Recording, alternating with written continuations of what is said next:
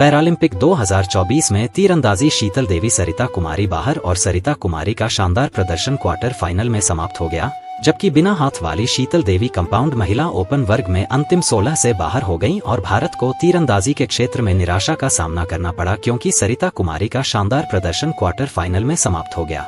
जबकि बिना हाथ वाली शीतल देवी शनिवार को पेरिस पैरालंपिक 2024 में पैरालंपिक में कंपाउंड महिला ओपन वर्ग में अंतिम 16 से बाहर हो गईं। 9वीं वरीयता प्राप्त फरीदाबाद की सरिता ने पहले और दूसरे राउंड में दबदबे भरा प्रदर्शन किया, लेकिन शीर्ष वरीयता प्राप्त कोरिया की ओजनूर क्यूरगिडी ने अंतिम 8 में उनके सपनों के रन को रोक दिया।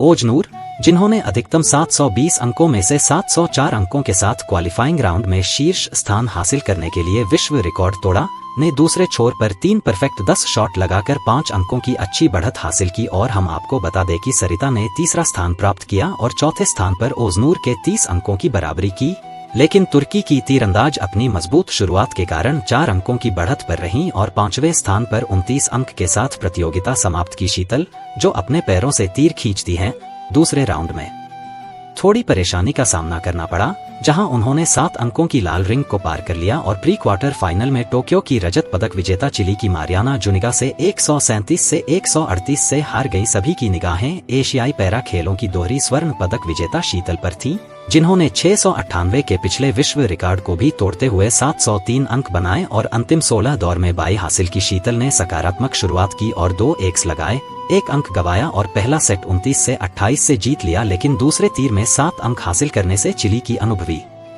तीरंदाज को बहुत जरूरी शुरुआत मिल गई, क्योंकि उसने दूसरा तीर 27 से 26 से जीतकर स्कोर 55 से बराबर कर दिया। अगले 8 तीरों में दोनों के बीच कड़ी टक्कर हुई। इससे पहले कि मारियाना ने अंतिम तीर में 9 अंक हासिल करके शीतल को पछाड़ दिया। पैरालंपिक में पदार्पण कर रही शीतल 8 रिंग में फिसल गईं और 1 अंक से हार गईं। दूसरे वरीय शीतल को पहले ही मैच में हार का सामना करना पड़ा था, जबकि 9वीं वरीय सरिता ने शुरू से ही दबदबा बनाते हुए प्री क्वार्टर फाइनल में इटली की एलेनोरा सार्टी को एक तरफा मुकाबले में 141 से 135 से हराया। 9वीं वरीयता प्राप्त सरिता, जिन्होंने पिछले वर्ष एशियाई पैरा खेलों में टीम स्पर्धा में रजत पदक जीता था, ने पहले दौर में सिर्फ 1 अंक गंवाकर 4 अंकों की बढ़त ले ली। इसके बाद उन्होंने पीछे मुड़कर नहीं देखा और दूसरे दौर में अपनी बढ़त को 5 अंकों तक पहुंचा दिया, जहां उन्होंने 1 एक्स शॉट केंद्र के करीब लगाया। उनकी उच्च रैंकिंग वाली इटालियन प्रतिद्वंद्वी ने 2-10 अंक हासिल किए और तीसरा स्थान प्राप्त किया, लेकिन सरिता नियंत्रण में रहीं और 2 ठोस अंकों के साथ इस मुद्दे को सुलझा लिया। सरिता ने इससे पहले अपने पहले दौर के मुकाबले में मलेशिया की नूर जन्नतन अब्दुल जलील को 138 से 124 से हराया था। खुले वर्ग में तीरंदाज 50 मीटर की दूरी पर बैठे हुए 10 से 6 बिंदु बैंड से बने 80 सेंटीमीटर के 5 रिंग लक्ष्य पर निशाना साधते हैं। शीतल देवी का तीरंदाजी करते हुए एक वीडियो सोशल मीडिया पर तेजी से वायरल हो रहा है। इस वीडियो में आप देख सकते हैं कि कैसे बिना बाह वाली शात देवी पहले पैरों से तीर उठाती हैं और फिर धनुष में लगाती हैं, फिर कंघे के सहारा लेते हुए तीर खींचती हैं और निशाना लगा देती हैं। पैरों से तीरंदाजी करने वाली शीतल देवी बिल्कुल सटीक निशाना लगाती हैं। बता दें कि शीतल का जन्म बगैर हाथों के ही हुआ था। दरअसल शीतल देवी का जन्म फोकोमेलिया नाम की एक बीमारी के साथ हुआ था।